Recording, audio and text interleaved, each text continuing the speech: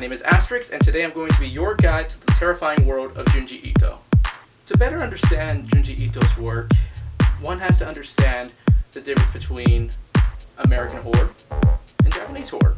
American horror kind of dives more into the classic slasher films, a bunch of horny teenagers go off to a cabin in the woods and we're just anticipating the killer to get to them one by one and see who's the last person standing. Only to have them killed off, of course.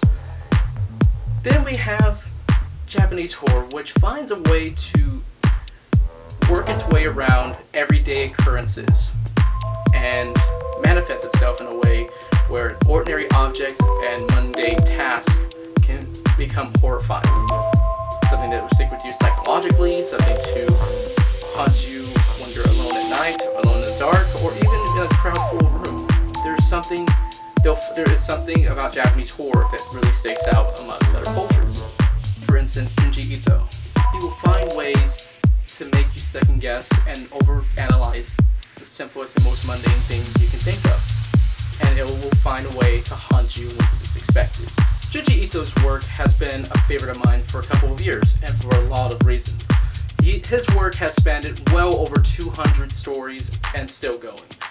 Now, this list in particular is what makes it important to me is that I'm only going to be counting down my top 5 finished series. For those of you who already know who Junji is and have read or may have heard of his story of the series Tomi, I am excluding that from my list for the one reason that I haven't finished it. I'm sorry, it's really hard to come across the entire series fully fan translated. But then again, 'tis the season to be spoopy, so let's go ahead and get into this in my top 5 favorite Junji Ito stories.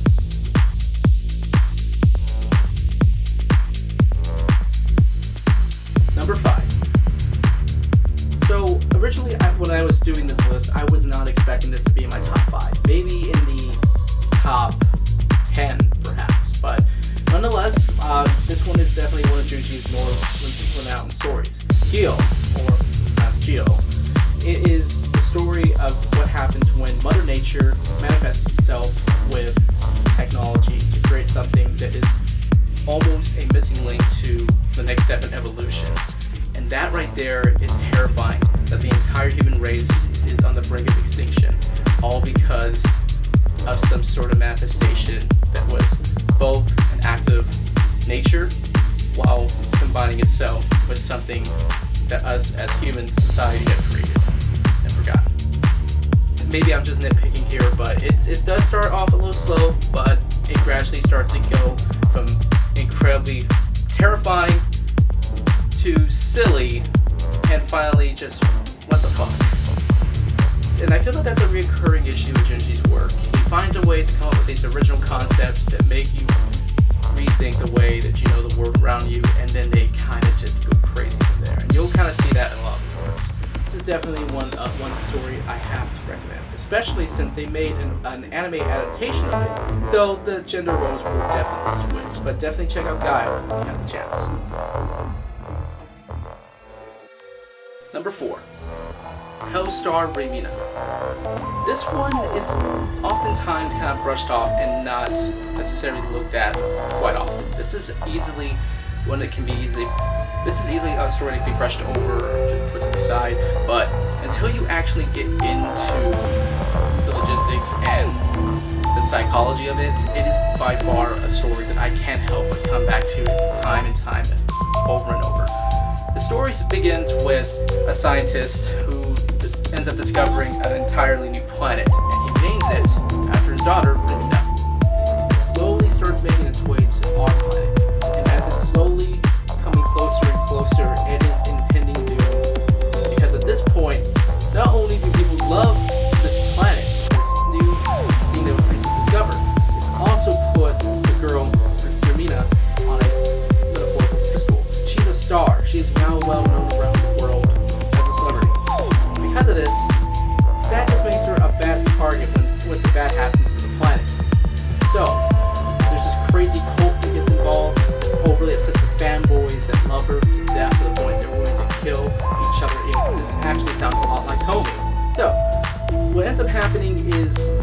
has a tendency to make his stories interesting and then derail it to where it gets a little goofy at the end. The second half of the story, we get these people who are just jumping off buildings and flying and zooming across the planet, and it's just weird. I don't know how else to describe it. House Arena is definitely one of those stories where you just have to keep reading to see what happens next, because to be honest, I had no idea where the story was going to go. And that's always a good thing. At times. Number 3. Undying Love had to have been on my top 5. Just without me even going back to rereading some of the works. This was the one story I refused to reread from beginning to end. Just because out of all of Junji's work, this was hands down his scariest. This one gave me nightmares. If you're looking for a really good scare, this is your best option. In my top 5 list, this is by far the scariest. The story begins in a small picture outside of Tokyo, in which there's this little urban legend that's been going around the entire city called the fortune-telling game. The fortune-telling game begins when you stand right at the edge of the alley, wait for a bystander to pass you, and ask them, will you tell me my fortune? In which you look down, never make eye contact, and you ask the fortune for them. And it could be either something good or bad. This seemed originally as a harmless little game, until we find that there's this mysterious handsome boy that lingers around in the fog.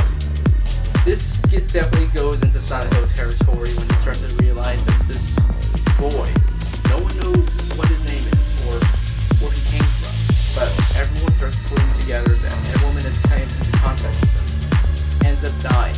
As far as the art style goes in this one, Junji goes out of his way to really even go outside the panel lines to create the fog effects. And I thought that was a nice little touch on his part. We get some very intensive, psychologically disturbed characters. A woman who can never say no to anything, ends up in full head-to-toe tattoos. There's a lot more interesting mind games that come out of this book, and I can't help but recommend, if you're looking for a good scare, Undying Love is the place to go. Number 2. Number 2 was kind of not an easy decision for me. At some point in your life, you probably encountered a child from hell.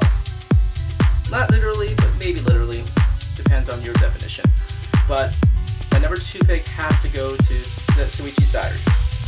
Shuichi is this little shit, an abomination spawned from hell. It starts off with this one innocent family. So just imagine you going to visit your relatives on the other side of the country for summer. Everything is fine, you know. Then you meet your younger cousin Shuichi, and this kid has hobbies that include him strapping candles to his forehead, sucking on rusty nails, and making voodoo dolls of the people he knows, just so he can fuck with them. So, Shuichi is a spoiled little brat who, if he doesn't get his way, he will use the powers of dark arts to his favor. In which the teacher in Shuichi's school tries to private tutor him, ends up getting his soul sucked out and being put into a mannequin of the actual teacher. Shuichi does get his just desserts from time to time.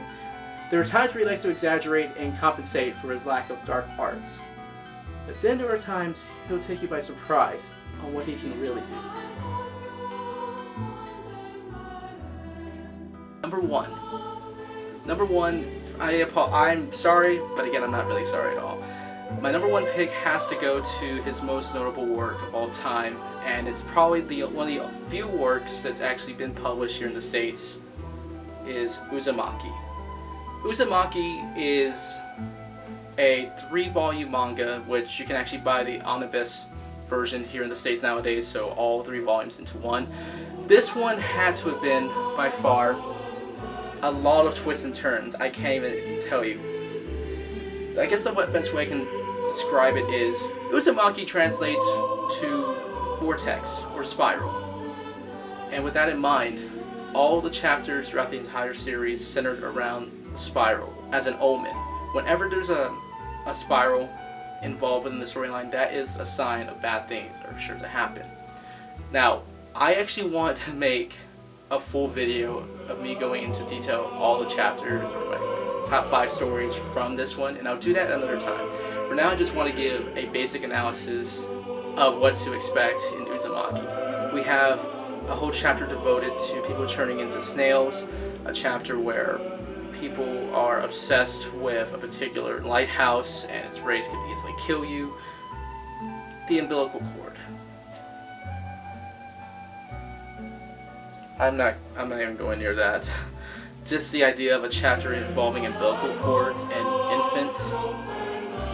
That is probably one of the sickest things I've ever read out of Junji by far. Interesting to see how the story actually wraps up and goes, and what directions it goes in. This story easily made me question my take on the pattern itself, and his attention to detail again really just stands out the most. I can't help but recommend this one by far more than anything else on this list. And so there you have it, guys. That was my top 5 then. And there you have it, guys. That was my top 5 list of my favorite series from Junji Ito. I will be working on even more stories and maybe a few more synopses of his other works in time. Until then, my name is Asterix. Please feel free to subscribe for